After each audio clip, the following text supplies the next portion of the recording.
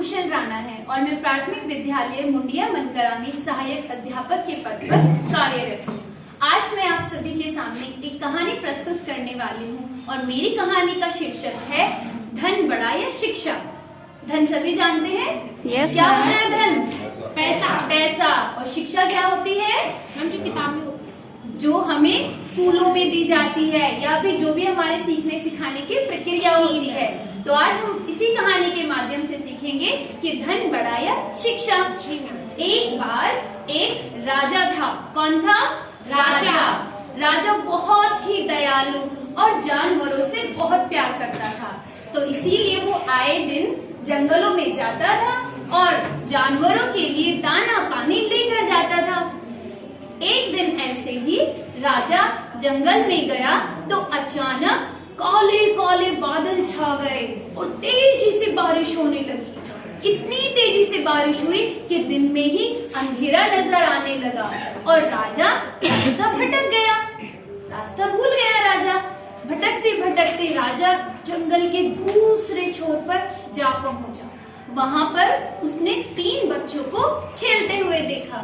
राजा उनके पास गया और बोला, अरे आप लोग कौन हैं?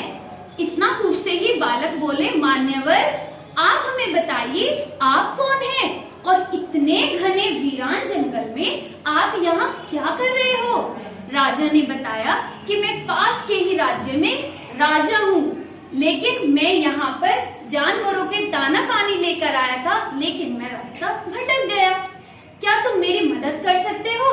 बालकों ने कहा, हाँ, क्यों नहीं राजा जी, बताइए कैसे आपकी मदद करनी है? राजा ने बोला, मैं बहुत देर से भटक रहा हूँ, बहुत जोर से भूख भी लगी है, क्या तुम मेरे लिए थोड़ा सा खाने का प्रबंध कर सकते हो? इतना बोलते ही बच्चे खुशी के मारे चहक उठे।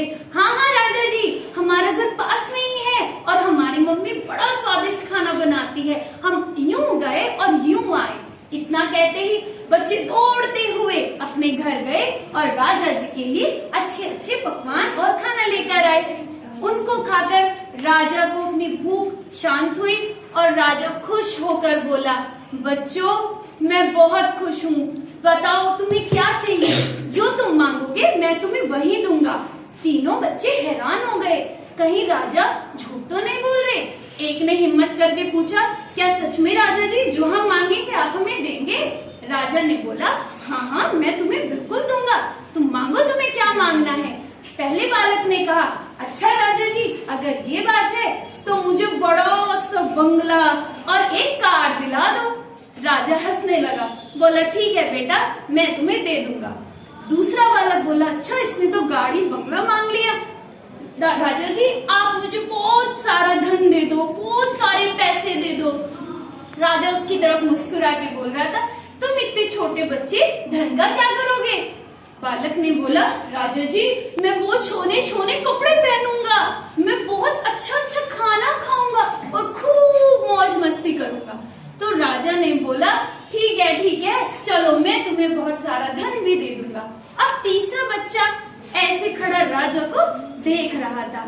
राजा ने पूछा, क्यों भाई तुम्हें कुछ नहीं चाहिए? तो बालक बोला कि क्या आप सच में सब कुछ दे देंगे जो मैं मांगूंगा? राजा ने बोला, हाँ मांगे तो। भला वो कैसे चुप रहता फिर? बालक ने बोला, मुझे राजा जी पढ़ने का बहुत शौक है और मेरे यहाँ पर पढ़ने की सामग्री नहीं मिलती, क्या आप मुझे कुछ पढ़ने लिखने की सामग्री दे सकते हो या कोई ऐसी सुविधा प्रदान कर सकते हो जिससे मैं पढ़ लिख कर कामयाब हो सकूं? राजा हैरानी में पड़ गया, ये इतना छोटा बच्चा और इतनी बड़ी बात। राजा ने बोला, अगर तुम सच में पढ़ना चाहते हो तो बेटा मैं तुम्हें सब कुछ जरूर दिलाऊंगा। इतना कहते ही राजा ने तीनों बच्चों की सारी मुरादें पूरी कर दी। थोड़े दिन के बाद क्या होता है, जो पहले बच्चे को बंगला गाड़ी जो भी मिला था बहुत खुश था, आनंदमयी जिंदगी जी रहा था, लेकिन अत्यधिक बारिश के कारण गांव में बाढ़ आ गई और उसके जो प्रॉपर्टी थी वो सब खत्म हो गई। दूसरा बालक जिसके पास बहुत सारा धन था, आखिर रखा हुआ धन कितने दिन काम आता, उसका वो भी खत्म हो गया। वो दोनों दुखी होकर तीसरे बालक के पास गए। तीसरा बालक पढ़ लिख कर विद्वान बन चुका और राजा जी के दरबार में ही मंत्री के पद पर कार्यरत था। तीनों उसके पास गए, अपनी आप बीती बताई। तब उस बालक ने कहा कि मेरे दोस्तों, दूसरों के दिए हुए धन से हमें कभी लाभ नहीं होता, ना ही हमारा जीवन यापन हो सकता है। इसीलिए पढ़ो, लिखो और अपने बुद्धि और विवेक से धन अर्जित करो। इस कहानी से हमें शिक्षा मिलती है, विद्या धनम सर्व धनम प्रधानम। विद्या का धन होता है जो सब धनों में सबसे बड़ा होता है, और हम उससे अपने बुद्धि और विवेक का प्रयोग करके खूब धन अर्जित कर सकते हैं। धन्यवाद।